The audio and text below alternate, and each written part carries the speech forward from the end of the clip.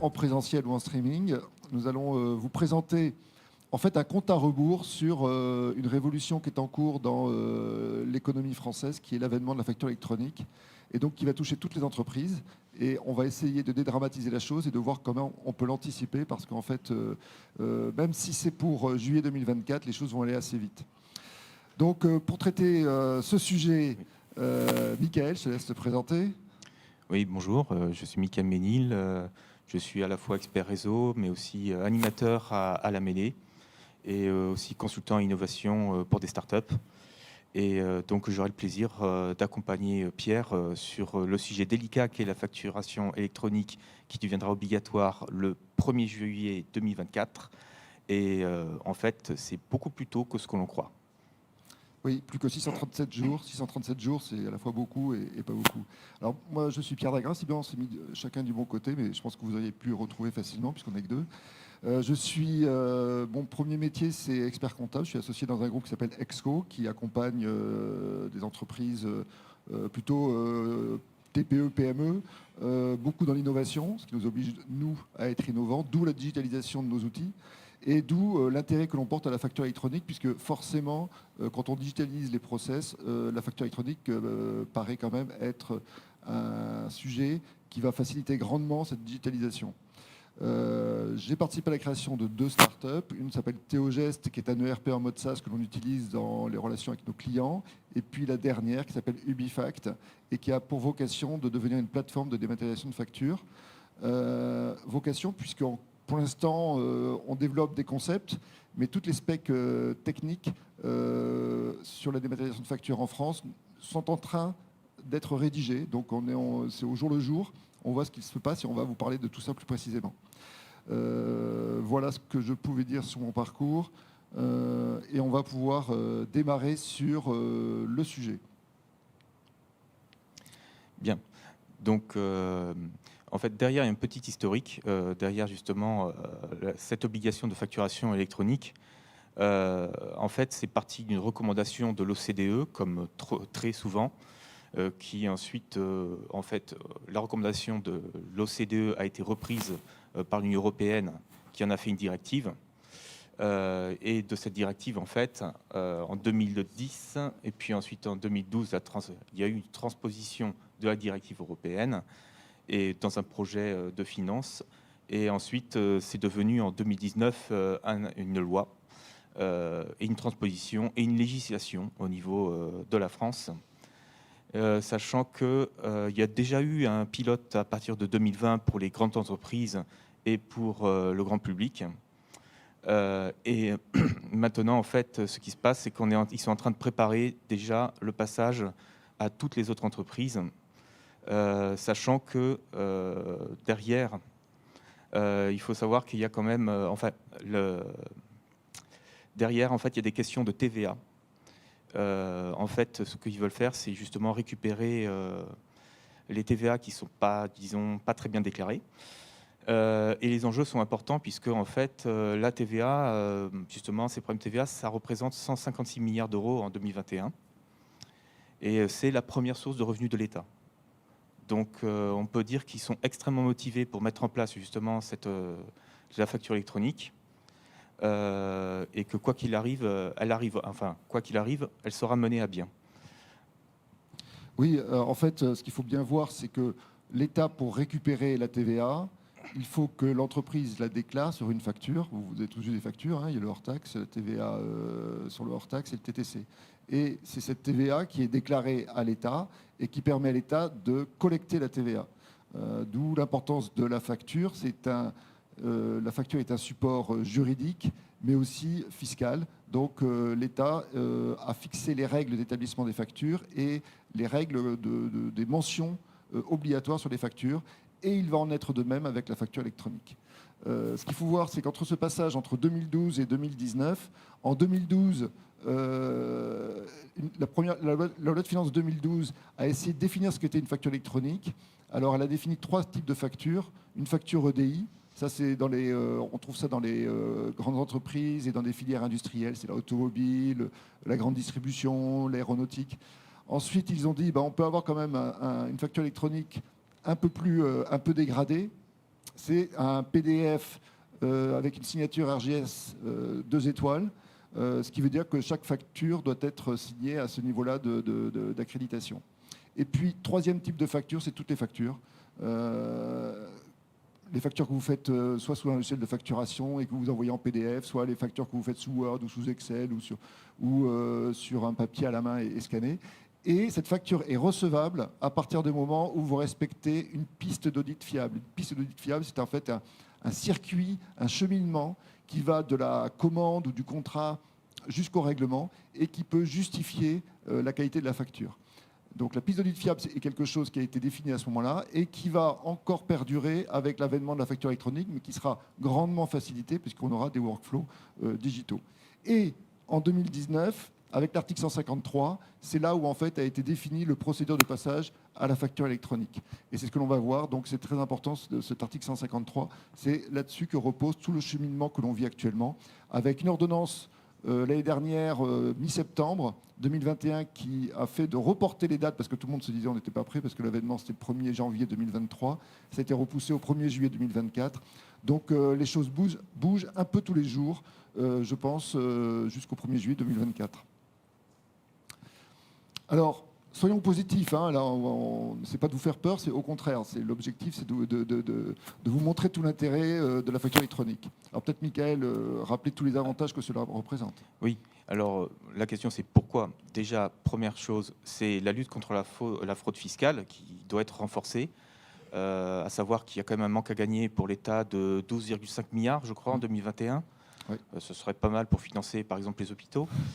Ensuite, il y a aussi l'aspect réduction des coûts administratifs. Donc, il faut savoir quand même qu'il y a au niveau d'impression, c'est équivalent, je crois, à plus d'1,5 million d'arbres par an qui sont dépensés en format papier, en facture papier. Il y a aussi l'envoi, le traitement de la facture à papier, parce qu'ensuite, une fois que la facture en papier est reçue, il faut de nouveau la saisir. Et c'est pendant cette saisie que, justement, il y a des erreurs. Donc, il y a souvent des erreurs dans les factures, donc on s'aperçoit de l'erreur après. Donc, ça nécessite encore une intervention et ce sont des coûts. Ce sont des coûts, en fait, pour les entreprises. Ensuite, on a aussi l'approche RSE, bien entendu, sur l'économie de déplacement, l'envoi, justement, de courrier.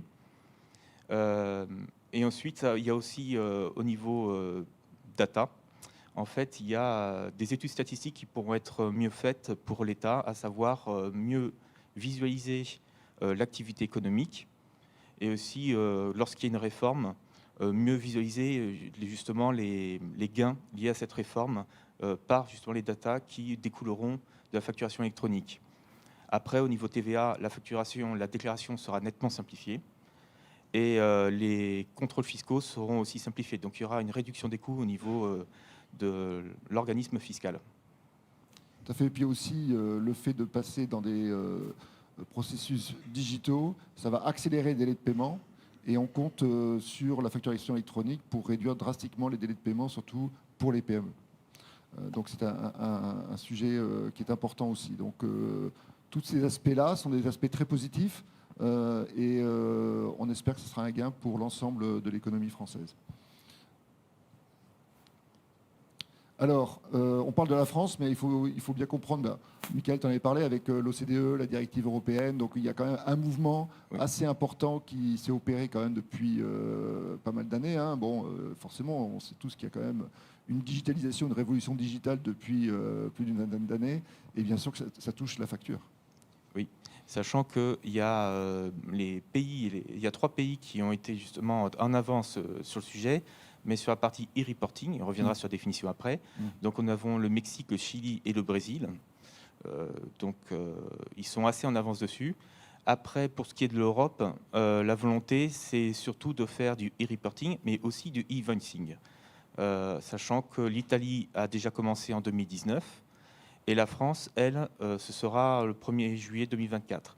L'Espagne et la Grèce a déjà commencé, elle aussi. Et l'Espagne, elle, pour l'instant, depuis 2017, c'est que de e-reporting. Et donc, on va voir maintenant les définitions. Alors, la mise en œuvre de la facture électronique, on va distinguer le e-invoicing et le e-reporting. Bon, on est bien en France, ce sont bien des termes juridiques et fiscaux utilisés. E-invoicing, c'est ce qu'on appelle la facture électronique. C'est véritablement l'objectif, c'est que les entreprises échangent des factures électroniques. Et le e-reporting, c'est la déclaration électronique de la TVA. Donc quand on fait du e-invoicing, forcément, il y a du e-reporting, mais il se fait automatiquement à partir du moment où on fait du e-invoicing. Et pour ceux qui n'émettent pas de factures, parce que vous avez plein d'activités en France qui n'émettent pas forcément des factures, dans le cadre de la loi, de l'économie française. Donc c'est par exemple tout ce qui est B2C. Quand vous allez dans un magasin ou dans un café ou dans un restaurant, vous ne partez pas forcément avec une facture. Et vous pouvez demander une facture, bien sûr.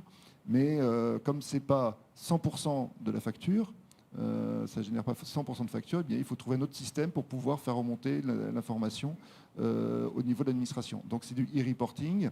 Et cela se passera par un ticket Z pour une période qui permettra de pouvoir faire remonter cette information. Et puis aussi, lorsque une entreprise française facture une entreprise étrangère, la facture, elle quittera le territoire français. Donc il n'y aura pas, si vous voulez, les deux parties, vendeurs et acheteurs, qui sont sur le territoire français. Donc pour pouvoir réconcilier les deux et suivre la piste, la facture sera partie. Donc là aussi, e-reporting. Et puis vous avez aussi tout ce qui est associatif. Très souvent, les associations ne sont pas dans ce cadre-là. Donc vous avez quand même une partie de l'économie qui n'est pas dans le e-invoicing, mais qui sera dans le e-reporting. Alors les dates. Oui, après quand on parle, donc on a distingué e-invoicing et e-reporting. Ça c'est fait. Maintenant, il faut distinguer réception de facture et envoi des factures. Réception de facture, donc, c'est l'acheteur qui reçoit une facture. Et donc, à partir du 1er juillet 2024, ça sera une obligation pour toutes les entreprises, quelle que soit leur taille, d'être en moyen d'accepter les factures électroniques. Les factures électroniques qui seront sous les normes définies par l'État. Donc, les normes, on les connaît, mais on ne connaît pas encore le process. Donc, toutes les entreprises, si elles doivent recevoir des factures électroniques, toutes les entreprises devront disposer d'un compte de réception, soit sur la plateforme publique de facturation, donc la nouvelle notion, la PPF. La PPF, en fait, c'est la plateforme de l'État qui va permettre de pouvoir recevoir le e-reporting, mais qui pourra aussi faire du e-invoicing à la demande des opérateurs économiques. C'est en fait la plateforme Chorus Pro. Je ne sais pas si parmi vous, il y en a qui travaillent avec l'administration, les administrations et l'État. Depuis une dizaine d'années, ils sont obligés de déposer leurs factures sur Chorus Pro. Selon des modes plus ou moins développés ou plus ou moins dégradés selon le système d'information qu'ils ont. Mais sachant que la plateforme Chorus Pro accepte la norme FactorX. Soit sur une plateforme de dématérialisation partenaire, ce sont ce qu'on appelle les PDP, qui seront des opérateurs de dématérialisation qui seront agréés par l'État et donc qui auront la capacité à pouvoir récupérer les données de facturation, créer la facture, transmettre les données de facturation à l'acheteur et transmettre le e-reporting à l'État. On va revoir tout ça en détail. Donc, e-invoicing, réception des factures, 1er juillet 2024, donc obligation de recevoir les factures électroniques, envoi des factures dès le 1er juillet 2024 pour les plus grandes entreprises, pour ensuite, après ça va se faire progressivement, on va voir le calendrier, oui, pour les entreprises de taille moindre. C'est les entreprises de taille moindre, c'est à partir du 1er juillet 2024, ça sera en fonction de la taille, et pour l'instant, ils n'ont pas encore donné les dates. Si, on les a les dates. Ah. Oui, oui. Et e-reporting, donc, 1er juillet 2024, obligation pour toutes les entreprises n'émettant pas de facture électronique, j'en ai parlé, B2C, exportation, de transmettre à l'administration fiscale les informations relatives à leurs opérations commerciales. Donc là, c'est toutes les entreprises celles dont j'ai parlé, dans le B2C ou qui font des factures à l'export, elles devront faire du e-reporting. Donc sur le calendrier, on en parlait. Tac. Donc, vous avez vu, avril 2022, l'État a commencé à communiquer sur les évolutions, les différentes notions. Juin 2023, donc là on est vraiment c'est dans l'actualité, lancement de la charte de confiance entre les PDP, les futurs PDP et la PPF. Septembre-octobre 2023, ils sont en retard. Enfin, c'est pas septembre maintenant, hein, je peux vous dire, c'est pas septembre, ce sera plutôt octobre. Ouverture du service d'immatriculation des PDP. Donc, on attend de savoir quelles sont les contraintes qu'on va avoir. Lancement du pilote en janvier 2024. Donc, on aura toute l'année 2023 pour s'entraîner, pour vérifier que nos plateformes fonctionnent. Juillet 2024, obligation d'émission pour les grandes entreprises, obligation de réception de toutes les entreprises. 6 mois plus tard, obligation d'émission pour les ETI. Et janvier 2026, obligation d'émission par les TPE-PME. TPE-PME, c'est c'est jusqu'à 250 millions d'euros de chiffre d'affaires. Oui. Hein, ça, voilà. Donc voilà. Donc grosso modo, toutes les entreprises dans l'écosystème sont plutôt à devoir entrer dans l'obligation d'émettre au 1er janvier 2026. Alors, c'est bien, mais ce n'est pas forcément la bonne date à retenir. Voilà. Voilà pour le calendrier. Alors, le fonctionnement, là on est dans la théorie. Hein. Je vous ai bien dit que la pratique, on ne la connaissait pas encore. Alors, l'État français a retenu une architecture en Y. Alors le Y, il faut quand même un peu le voir. Hein. Donc le Y, c'est la verticale administration fiscale PPF. Et les deux fourches, c'est le fournisseur avec sa plateforme de dématérialisation et l'acheteur avec sa plateforme de dématérialisation. Les entreprises peuvent également utiliser entre un PDP un opérateur de dématérialisation. S'ils estiment qu'en fait, ils veulent continuer à travailler avec la société de services informatiques avec laquelle ils travaillaient et qui a des solutions suffisamment pertinentes, des bonnes API, un UX qui lui convient bien ou très adapté à son secteur d'activité, eh ben, elle peut continuer à travailler avec son OD. Et son OD, elle va avoir un contrat avec un PDP. Le PDP, grâce à un annuaire, c'est un annuaire. On ne sait pas encore comment il va être architecturé, mais c'est un annuaire qui va recenser toutes les entreprises et cet annuaire dira telle entreprise, en fait, elle souhaite recevoir ses factures chez tel PDP et sous telle norme informatique pour pouvoir après l'intégrer directement dans son système d'information. Voilà, et donc les PDP, elles feront du reporting à la PPF et donc à l'État. Voilà, donc les entreprises, donc fournisseurs et acheteurs, opérateurs de dématérialisation, donc OD, j'en ai parlé, PDP aussi, donc elles seront immatriculées.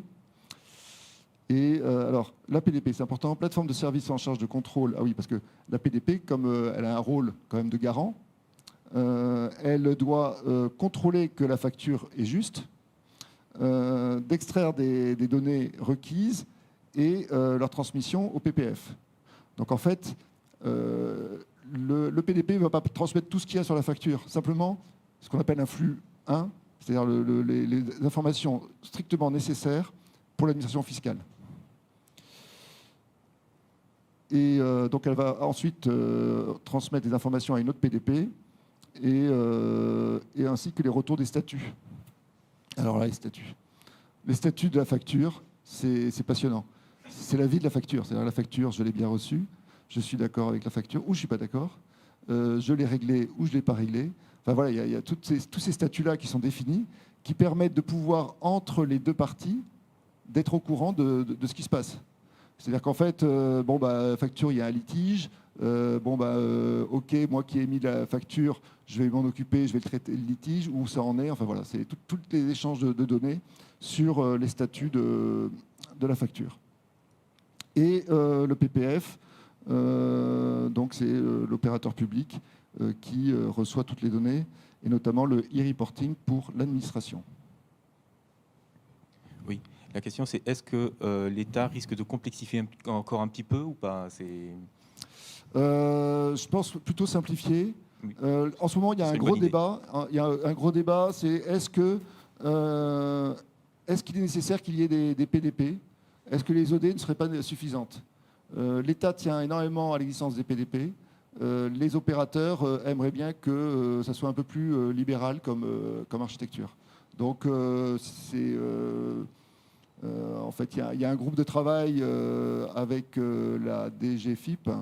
Pas plus tard que vendredi, c'était le grand débat de savoir mais à quoi ça sert vos PDP, les OD seraient suffisantes. Bon, à suivre. Donc l'architecture en Y, en fait c'est un peu tout le flux dont je vous ai parlé. Donc le flux 1, donc le fournisseur avec son OD potentiellement, transmet des éléments de facturation ou un fichier candidat facture à sa PDP, PPF. Oui, parce qu'il faut bien comprendre qu'en fait, les factures ne seront plus faites dans les entreprises. Les entreprises enverront des données de facturation à une PDP. C'est la PDP qui fait la facture et qui la garde, qui l'archive et qui est le garant de la qualité de la facture. Donc s'il y a un contrôle fiscal, l'entreprise mettra le contrôleur fiscal en relation avec sa PDP. Oui, parce qu'en fait, la facture, elle est unique. On a perdu l'habitude de cette unicité avec l'échange de factures PDF par mail. L'échange de factures PDF par mail, en fait, ça n'existe pas pour l'administration fiscale. Une facture, elle est unique, elle est là où elle a été faite.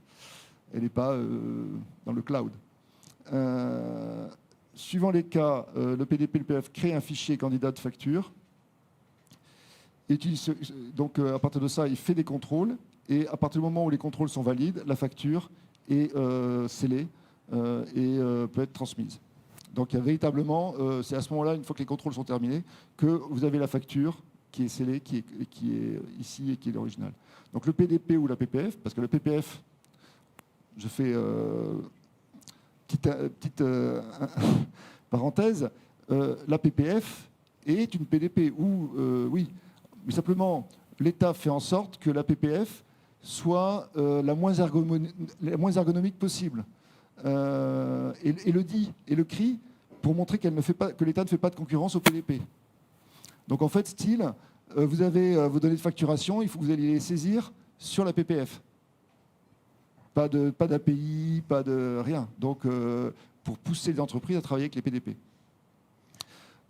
Donc les petits commerçants pourraient justement avoir des difficultés à faire cette déclaration. Alors, s'ils font de l'e-invoicing, ce qui est dans le cas de beaucoup d'artisans, parce que beaucoup d'artisans quand même travaillent avec les entreprises, donc ils ne travaillent pas qu'avec des particuliers. Donc s'ils ont l'habitude jusqu'à présent, et j'en connais quand même beaucoup, de faire la facture soit sur un facturier, soit de l'Excel, soit du Word, ça ne va pas marcher avec la PPF ni un PDP. Donc logiciel de facturation pour tout le monde. Ça, c'est clair. Et même si on a un logiciel de facturation et qu'on ne veuille travailler qu'avec la PPF, eh ben, il faudra aller saisir ces données de facturation sur la PPF. Parce que la PPF va réduire le nombre de possibilités d'API entre les logiciels de facturation et elle, pour ne pas faire de concurrence au PDP. Voilà, donc la facture originale, elle est sur la PDP ou la PPF. Et l'acheteur, lui, il a sa facture originale qui est chez sa PDP. Parce qu'en fait, les originaux, ils peuvent être sur un des trois. Et il reçoit un fichier qui est compatible avec son système d'information et qui lui permettra de pouvoir intégrer directement sa facture d'achat dans son logiciel au niveau de sa comptabilité ou de son système de gestion si il a un ERP. Voilà ce qu'on pouvait dire sur l'architecture qui a été retenue par la France pour faire du e-invoicing. Bon, ça fait beaucoup de concepts un peu nouveaux, mais il va falloir s'y habituer.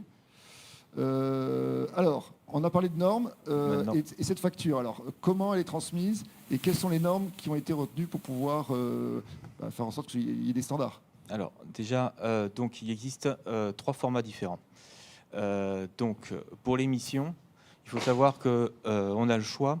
On peut choisir soit le format UBL, le format C2I et le format FactureX. Mais en revanche, pour la réception, toute entreprise doit recevoir les 3, justement. Donc c'est pour ça qu'il vaut mieux passer par un prestataire. Donc pour ça, l'une des 3 normes, d'être compatible pour les 3. Oui, il faut être compatible. Le prestataire, justement, sera... Mais chaque facture soit sous l'une des 3 normes. Tout à fait. Et donc, on a la première, l'UBL, l'Universal Business Language, qui est en fait une facture sous forme de fichier XML et qui comprend aussi toutes les informations qui figurent sur la facture PDF normale, telle qu'elle est scannée, par exemple. Ensuite, il y a le format C2I, qui, elle, est la forme a été élaborée avec l'ONU et d'autres organismes, et qui permet justement, qui a été créé pour faciliter les échanges au niveau international, hein, et qui est normalisée. Elle est normalisée ISO 20022. Mais elle comporte plus de 2000 éléments. Ça sera plutôt pour la grande industrie. Oui, 2000, c'est énorme. Et ensuite, on a FactureX, qui justement est un standard franco-allemand et qui est mixte. C'est-à-dire qu'en fait, il y a à la fois le fichier PDF, format A3, et ensuite un fichier XML qui contient toutes les autres données. Et c'est une norme Union européenne. Donc on doit justement, il y a cette obligation de compatibilité avec ces 3 formats, mais FactureX semble justement être la norme qui semble se dégager en ce moment, au niveau français et au niveau peut-être même européen d'ailleurs. Tout à fait, oui. Alors, on a une question, c'est comment expliquer que Chili, Mexique et Brésil soient plus avancés sur la facture électronique? En fait, ils ne sont pas avancés sur la facture électronique, ils sont avancés sur le e-reporting. On l'a bien précisé tout à l'heure, ce sont des pays qui ont pris la décision de faire du e-reporting beaucoup plus rapidement. La France a voulu faire en même temps le e-invoicing et le e-reporting, donc ça prend plus de temps. Alors concrètement, bon, il nous reste 637 jours. Qu'est-ce qu'on fait? Quelles questions se pose-t-on? Alors, il faut distinguer les différents flux. Pour les ventes en B2B, il faut maintenant se dire qu'il va falloir arrêter de faire du papier ou de l'Excel ou du Word ou un logiciel EBP acheté chez Metro il y a 10 ans ou 15 ans et pour lequel on n'a plus de licence ou plus de maintenance. Donc, il faut utiliser un logiciel de facturation, de préférence en mode SaaS, et qui intègre la facture X. Voilà, c'est le modèle le plus simple. Donc, logiciel de facturation qui intègre la facture X. Et réfléchir, donc changer ses habitudes, et puis penser à adhérer à une PDP avant juillet 2024. Pour pouvoir recevoir les factures, bien sûr. Et demain, les émettre. Et demain, à partir du 1er juillet 2024, par exemple, ça ne sert à rien d'attendre 1 an et demi. Autant utiliser tous les bénéfices de la facture électronique tout de suite. Pour les ventes en B2C, si on a une caisse, il faut s'assurer auprès de son fournisseur qu'elle prendra en compte le reporting, notamment à travers un ticket Z qui soit compatible avec les requêtes de la PPF.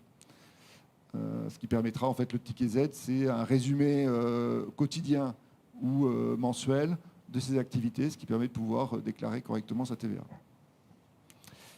Ensuite, on a vu les ventes. Maintenant, pour les achats, il faut commencer à réfléchir à comment digitaliser son workflow achat. Alors, ça paraît simple, mais concrètement, vous voyez bien que vous avez des factures qui arrivent par courrier, par mail, qu'il faut aller chercher sur une plateforme d'un fournisseur. Voilà, vous avez différentes sources de factures. Il va falloir unifier tout ça pour que ce soit le moins chronophage possible. Et donc, voir les solutions que proposent les grands facturiers pour pouvoir faire en sorte qu'ils soient intégrés dans votre workflow le plus simplement possible. Il va falloir se préparer à arrêter de recevoir des factures par mail. Et bien sûr, penser à adhérer à une PDP avant juillet 2024, puisque toutes les factures elles arriveront par là à ce moment-là.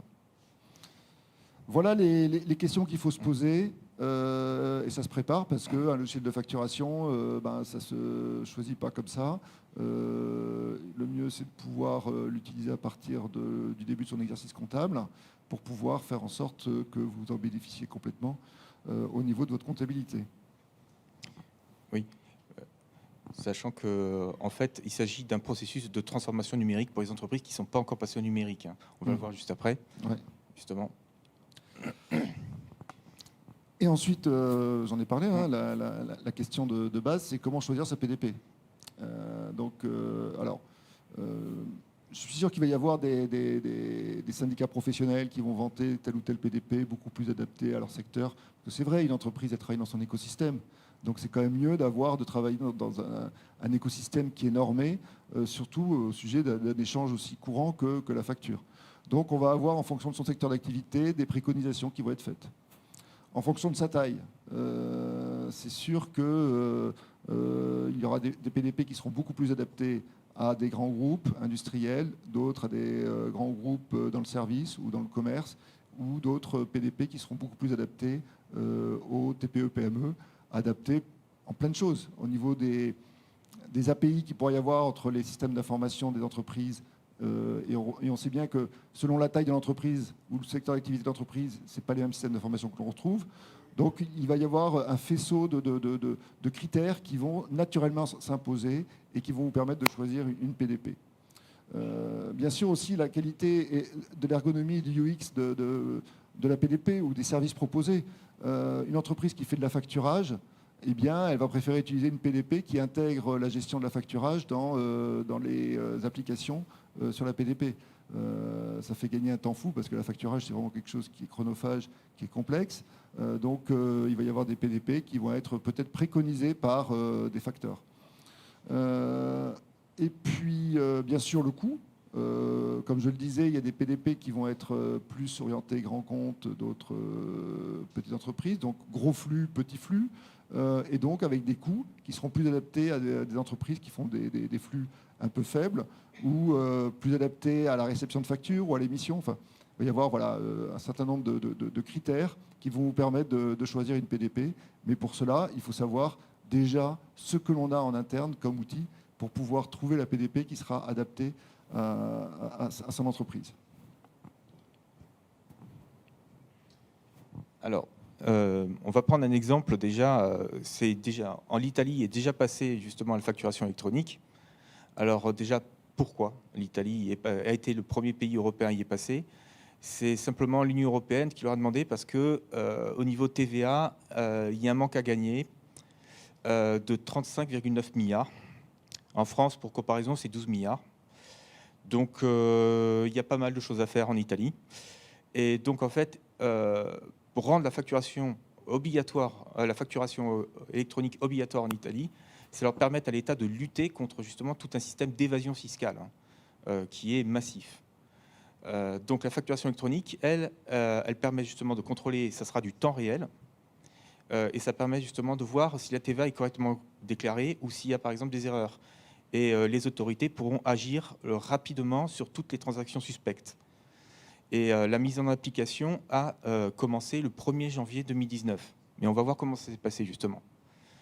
Donc il y a eu quelques petites déconvenues, puisque ce sont eux les premiers. Donc ils ont essuyé les plâtres. Pour nous, c'est gentil de leur part. Il y a eu des exemples d'escroquerie à la facture électronique qui ont déjà commencé. Donc il y a un problème de cybersécurité. Alors, ce sont des méthodes de hameçonnage assez classiques en se faisant passer pour les contrôleurs fiscaux des impôts, pour les contrôleurs fiscaux. Et aussi, il y a eu des problèmes de RGPD, sachant qu'on avait des factures qui étaient conservées non chiffrées et qui circulaient par mail. Donc, il n'y avait pas ce système français qui est extrêmement sécurisé et qui est qu'entre tiers de confiance. Et ils se sont rendus compte qu'en fait, on pouvait déduire les maladies des patients. Donc, sur le plan gestion de base de données, sur le plan RGPD, c'est quand même un peu moyen. Donc, ils ont décidé d'arrêter immédiatement l'obligation de facture électronique pour le médical. Ils sont en train de retravailler dessus. Après, donc là-dessus, ils ont commencé par une absence de chiffrement des factures électroniques. donc ils travaillent dessus. Je crois que maintenant, toutes les factures électroniques sont chiffrées. Et aussi, ils vont arrêter le stockage des données sur simple serveur de messagerie. On se demande comment ils sont arrivés là, mais bon, ils l'ont fait. Alors, maintenant, ils veulent accélérer. Donc, au départ, il y avait la carotte, bien entendu, ça fait des économies. Et puis maintenant, ceux qui ne passent pas à la facture électronique, ils vont se servir du bâton. C'est-à-dire que initialement, c'était obligatoire le 1er juillet 2022 en Italie, sous peine d'amende. Mais sachant que la plupart des PME, enfin des petites entreprises, des moyennes entreprises, étaient extrêmement en retard, ils ont donné un délai. Et maintenant, à partir du 1er octobre, donc la semaine dernière, maintenant, il y a une sanction. C'est une amende qui va de 5 à 10% de la contrepartie, hein. Donc avec un montant minimum de 500 €. Et donc s'il s'agit d'une erreur de calcul. En revanche, s'il s'agit justement d'un problème de facturation en retard, là, l'amende, elle varie entre 250 et jusqu'à 2 000 € maximum. Donc là, maintenant, ils essaient d'accélérer et on va voir comment ça se passe, hein. C'est un véritable feuilleton qui est en train de se passer là-bas. Alors, pour aider les entreprises à faire leur transformation numérique, en fait, c'est de ça que l'on parle, hein, c'est transformer sa gestion, la digitaliser. Il existe un dispositif qui s'appelle Transfonum, qui est opéré donc, par la DGE, la Direction Générale des Entreprises, qui est une direction du ministère de l'économie, et financé par BPI, et puis avec des relais locaux. La mêlée numérique est partenaire de Transfonum. Moi, en tant que cabinet d'expertise comptable, j'ai été agréé pour pouvoir accompagner les entreprises sur la transformation numérique. Et donc, la digitalisation de la facture fait partie des sujets sur lesquels Transfonum se penche et veut aider les entreprises à complètement numériser leurs outils de gestion. Donc, en fait, les entreprises qui sont concernées par ça, ce sont des TPE ou de PME de 0 à 249 salariés, la définition européenne de la PME. Avoir au moins 2 années d'existence légale et 15 000 € de chiffre d'affaires, ne pas être en liquidation judiciaire et puis respecter le régime des minimis pour ceux qui ont déjà fait obtenu les subventions. Donc c'est un plafond de 200 000 € sur 3 ans.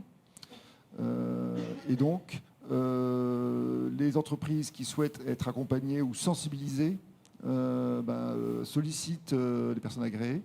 Et donc, pour pouvoir vérifier que leurs outils sont bien cohérents et adaptés à l'évolution de la facture électronique, ou pour pouvoir faire un benchmark des offres qui peuvent exister sur le marché, ou mettre en place un plan d'action. Enfin, voilà, il y a plein de choses qui peuvent être faites. Nous, on est labellisé, donc Transfonum est financé par BPI, ce qui nous permet de pouvoir, pour une entreprise, analyser les 2 process, que ce soit le process vente et le process achat, et faire des préconisations sur la digitalisation de ces 2 process ou de l'un de ces 2 process selon le cas. Voilà, donc ce sont des missions gratuites puisqu'elles sont financées directement par BPI sur la déclaration de mon cabinet. On les fait auprès de BPI, il y a une plateforme de suivi de ces missions. Et donc on accompagne les entreprises qui sont clientes du cabinet ou non clientes sur ces sujets-là, pour qu'elles soient prêtes dès 2024 à pouvoir intégrer la facture électronique dans leur gestion. Alors une question en ligne, comment le PDP peut être garant de la facture, obligation de résultat je suppose. Eh bien, en fait, c'est ce que disait Michael, hein, la PDP, la plateforme de dématérialisation partenaire, et un tiers de confiance agréé par l'administration fiscale avec des audits et pour contrôler que la plateforme respecte bien toutes les contraintes de contrôle, d'archivage, de sécurité liées à la facture électronique. Voilà, donc la PDP est véritablement garante et doit avoir le même niveau de sécurité que la PPF. Oui, ça va simplifier les problèmes de désaccord sur les facturations aussi. Après, il y aura toutes les ensuite, il faut voir aussi justement le passage à la facture électronique comme une transition. C'est une transition vers le numérique. Il y a beaucoup d'entreprises qui ont sans cesse repoussé la transition vers le numérique. Là, maintenant, il faut le voir plutôt comme une opportunité, comme une chance de s'y mettre réellement. Parce que sinon, ça va coincer. Sans facturation, je ne pense pas qu'il y aura beaucoup de bénéfices à la fin. Donc, je pense que vous avez d'autres questions, peut-être dans la salle. On a eu quand même 2 questions déjà via YouTube. Oui. Oui.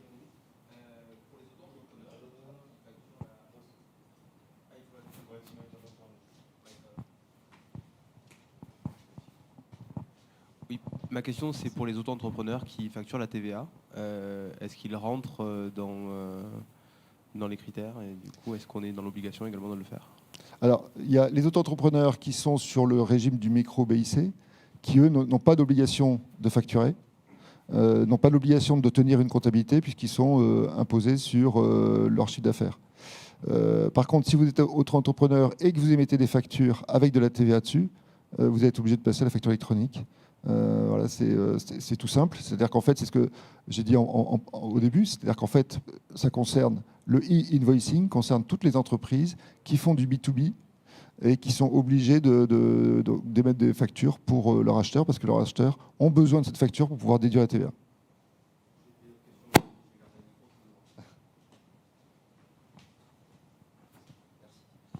Et du coup, le coût, alors vous parliez du coût, mais effectivement c'est compliqué en fonction de la taille des entreprises, du nombre de factures. Est-ce qu'il y a déjà un ordre d'idée en termes de coût que vous pouvez donner avec des chiffres? Oui, tout à fait, oui. Bien, déjà, utiliser un logiciel de facturation en ligne un peu sérieux, vous en avez pour une vingtaine d'euros par mois. D'accord. Moi, je vois notre solution Théogest ou EasyThéo, parce qu'en fait, Théogest, c'est la solution pour les experts comptables et leurs clients, et EasyThéo, c'est la solution pour les entreprises qui ne travaillent pas en mode SaaS avec leurs experts comptables ou qui n'ont pas d'experts comptables, ce qui est possible. On est aux alentours, le logiciel de facturation, aux alentours de 20-30 euros selon les modules que l'on prend et les options que l'on prend. Et puis ensuite, la facture électronique, ça dépend des plateformes. Mais on va être aux alentours d'un coût selon les volumes. Alors je ne parle pas des très gros volumes, mais pour une TPE, PME, on va être aux alentours de 50 centimes par facture à 1 à 2 euros par facture, selon le volume. Voilà, il faut comparer ça par rapport à un coût d'impression timbre-poste ou ce que vous prend votre banque quand vous faites un virement. L'objectif, c'est que ça soit cohérent par rapport à l'ensemble de ces coûts, puisqu'il y a un business model derrière. Ok, donc ça c'était pour le coût pour un logiciel de facturation et l'adhésion à une PDP, ouais. C'est ce que je vous disais, la PDP, soit elle facturera un forfait. D'accord. Donc ça, les 50 centimes, c'était soit elle facturera au flux. Chaque PDP aura son business model, ce sera un forfait en disant vous adhérez à la plateforme et quel que soit le volume, s'il ne dépasse pas, c'est 50 euros par mois. Voilà. Okay. Alors là, nous, on est informés parce qu'on est ici. Moi, il y a 3 jours, je ne le savais pas. C'est toi qui m'en as parlé, hein, Michael. J'imagine, alors malgré le travail de la mêlée et d'autres acteurs, j'imagine, pour une sensibilisation sur le terrain, j'imagine le maçon à Saint-Giron, qui va lui dire? Théoriquement, c'est son écosystème autour de lui. C'est-à-dire qu'en fait, éventuellement son expert comptable, mais il faut que son expert comptable s'intéresse à ça, son banquier peut-être, la CCI quand elle vient faire des animations. Enfin voilà, c'est petit à petit, ça va se savoir plus vite. Ou ses clients et ses fournisseurs qui vont lui demander au fait, vous faites quoi vous pour la facture électronique? C'est dans 1 mois. Ouais, donc on compte sur un effet boule de neige pour que ça prenne, quoi. Il y a une possibilité que ça soit un peu la panique au dernier moment. Ouais. Donc, non mais c'est vrai que le réseau des comptables, pour le coup, c'est une porte incontournable. Vous savez, on n'est pas, on doit être 1 ou 2% de la profession à s'intéresser à ce sujet. D'accord.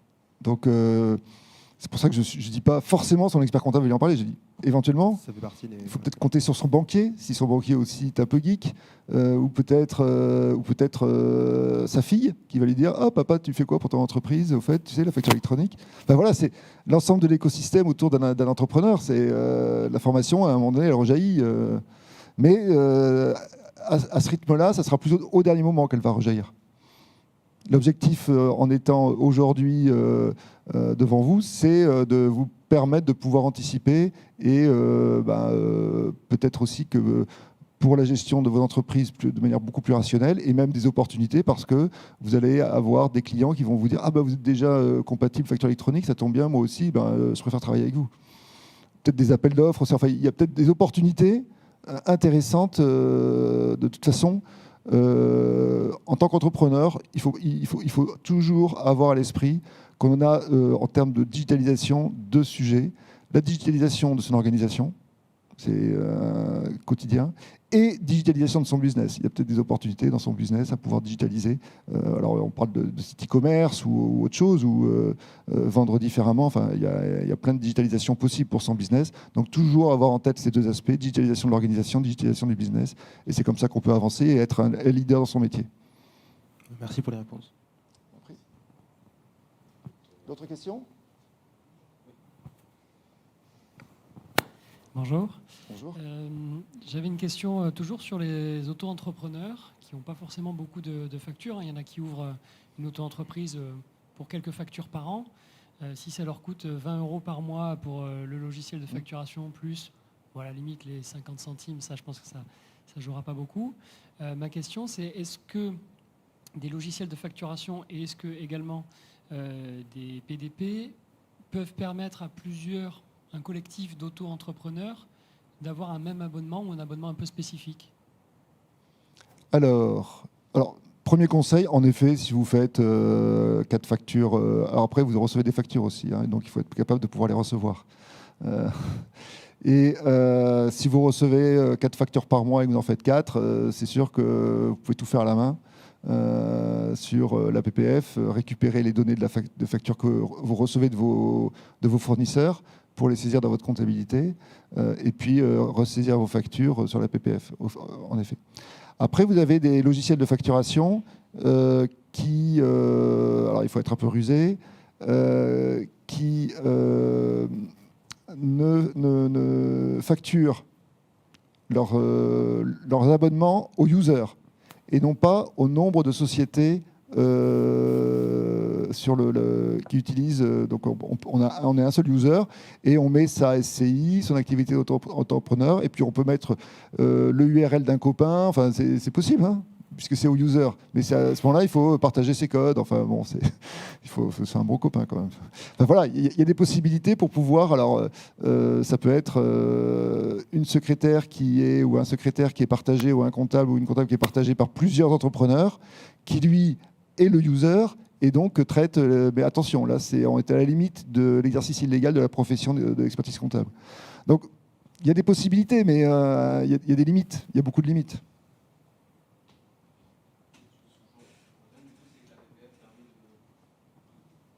Ce que je retiens, c'est que la PPF permet directement de court-circuiter toute l'aspect dépenses sur un logiciel de facture ou une... Ah non, attendez.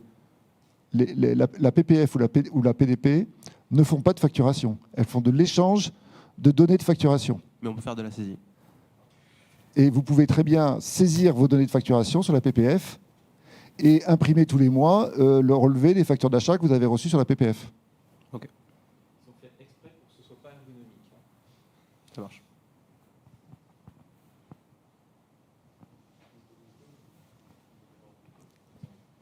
Bon, eh bien, écoutez, merci pour ceux qui ont patienté jusqu'à la fin de notre présentation. Michael, si tu veux le micro, pour pouvoir conclure. Voilà, je pense que l'objectif, ça va être de travailler avec la mêlée et dans le cadre de Transfonum pour créer des différents rendez-vous qui nous permettront de pouvoir vous tenir au courant de l'évolution de cette réglementation, des nouveaux usages, des nouveaux outils. Voilà, donc on se donne une belle saison de 21 mois où il y aura différents épisodes et j'espère de nombreux rebondissements. Oui, tout à fait. Il s'agit d'un problème d'acculturation numérique et d'acculturation justement à la transition, puisqu'on parle de transition verte, et aussi il y a la transition numérique qui est nécessaire justement pour toutes les entreprises, parce qu'il y a quand même un risque de bousculade à la fin, et il vaut mieux éviter. Et c'est pour ça que justement les associations, les chambres de commerce, par exemple, doivent se mobiliser pour accompagner les petites entreprises. Donc merci beaucoup pour votre attention. Merci, à très bientôt.